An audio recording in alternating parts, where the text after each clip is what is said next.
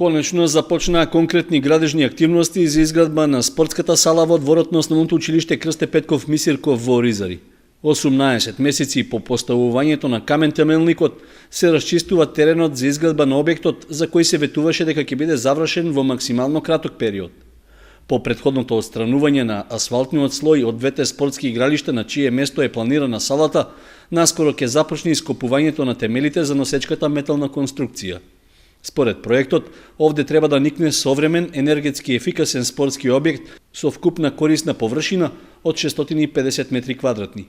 Од општина Кочани направија увид во почетокот на градежните работи, иако изградбата е финансирана со пари од државата. Изведувач на градежните работи на спортската сала во село Оризари е фирмата Гранит, така да ова е проект финансиран од Министерството за образование и наука.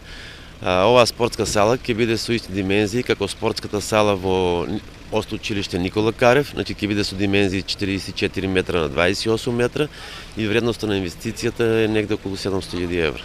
Министерството за образование, кое се јавува како инвеститор, го најави стартот на градежните работи уште во март минатата година, за време на локалните избори.